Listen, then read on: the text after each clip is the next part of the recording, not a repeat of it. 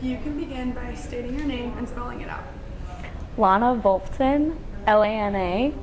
V is in Victor, O, L is in Larry, F is in Frank, T is in Tom, S is in Sam, U, N is in Nancy.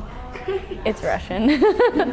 Great. And can you say where we're sitting right now? Right now we're sitting in RallyPad, which is a nonprofit incubator. And my nonprofit's called the 1% Foundation. And Mia and Meredith, our other staff person, work here in the space. And can you explain what the 1% Foundation is? The 1% Foundation is building a movement of young philanthropists. The idea is that you don't have to be rich to make an impact on the world. So we're a national community of young people who make a common commitment to give at least 1% of their income to philanthropy. And we have giving circles nationally. Our core giving circle is called the 1% Giving Circle, and it's the largest online giving circle in the country. We have hundreds of members, and we've given over $200,000 to amazing nonprofits.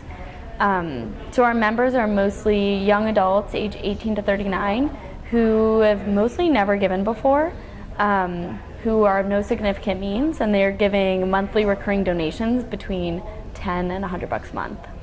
That's great. And how do you decide the nonprofits it goes to? We have a really cool crowdsourced process. So for the 1% Giving Circle, we have 5 core issue areas.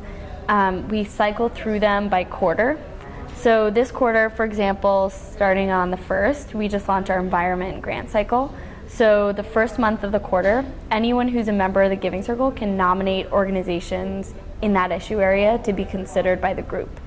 The second month is our assessment period. So we convene what we call a working group. So there are usually 6 to 12 members of our Giving Circle, and we train them on how to assess nonprofits. So how do you read financials? How do you talk about theory of change? We connect them with experts in the field so they can learn about current trends. They can ask questions too. They assess all the organizations that were nominated. They narrow it down to 5 or 6 through a sort of whole process that we have.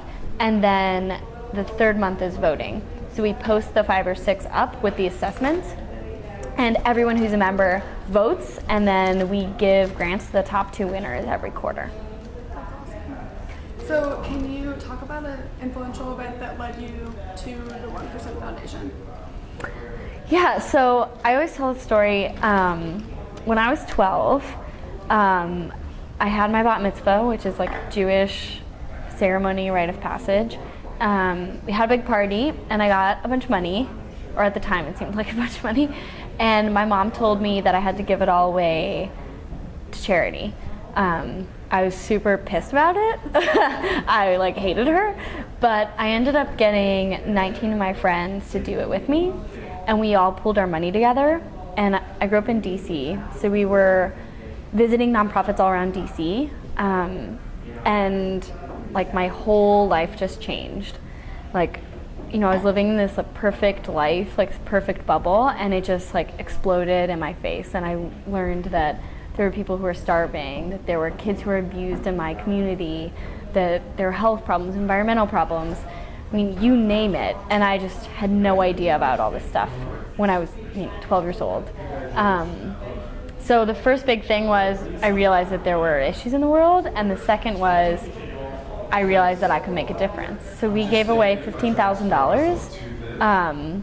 A local philanthropist matched the money that we gave, and I've been giving money away since I was 12, and I've always felt that I could make a difference, even with a little bit of money. So as I grew up, I started noticing, all my friends were really passionate about different things, really smart, amazing people, and they weren't giving. And I just couldn't understand, and I thought it was because people didn't have money. And in college, people didn't have money. And then after college, I was working a corporate job for 3.5 years, and people were making a lot of money, and they still weren't giving. And I just couldn't understand, these are really civically engaged, smart, generous, committed people who I really believe want to influence the world in a positive way. But there's just no easy platform for them to do that. So I just really wanted to get to the bottom of it. So we figured out why people aren't giving. And basically what it comes down to is, number one, affordability. People feel like they can't afford to give money away. like, you know, maybe just graduated from college and you have student loans, you're paying rent for the first time, like you're on your own for the first time, and writing a check for $500 for $300 just seems like something you can't afford to do. The second, for young people specifically, the second barrier was knowledge. Even if you felt like you could give money away, where am I going to give? Like, how do I figure out like which nonprofit to get to? There's millions of nonprofit organizations, and how do I go about assessing them? Like figuring out that they're actually going to do good things with my money.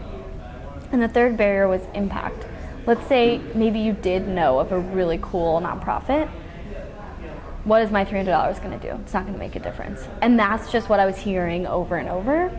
And what we're trying to do is build a really easy, fun, engaging, and cool model that makes it easier for people to give.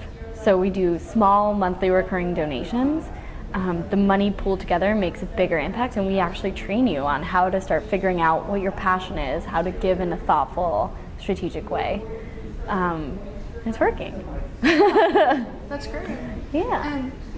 And is there any success like that you can talk about from the 1% Foundation so far?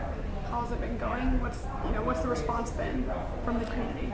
It's been like really, really positive. I mean, our giving circle has become the largest online giving circle in the country, and we're in this process right now of building a platform to create a network of giving circles so that anyone will be able to go on our new website and start or join a giving circle. So you can start one with your friends from college, you can start one with your family, with your new company, with people who are passionate about the same issue as you.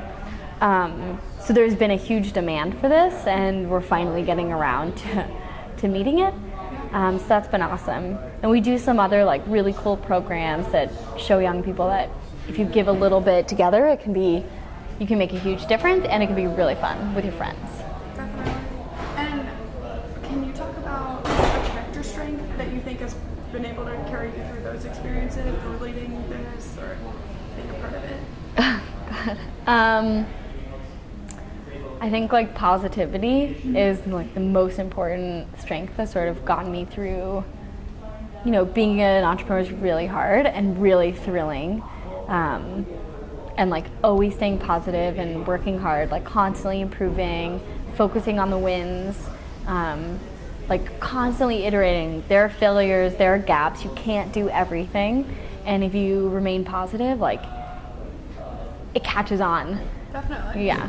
And that might lead well to the last question, which is, do you have any life advice or a quote, like anything that you like to live by that you'd want to share with others? It's a bigger question. Oh goodness. I mean, I think like don't ever let someone tell you that you can't do what you're passionate about. Like you can make a living, a good living, doing what you're passionate about, and you can make a difference. And like always remembering that. And what someone once said to me, like only take the advice that you want to hear. So like everyone in your life will give you advice. And you know, some people give me amazing advice, some people tell me this is never gonna work, and I listen to the advice that I want to hear and like propels you through. That's great. Thank you so much.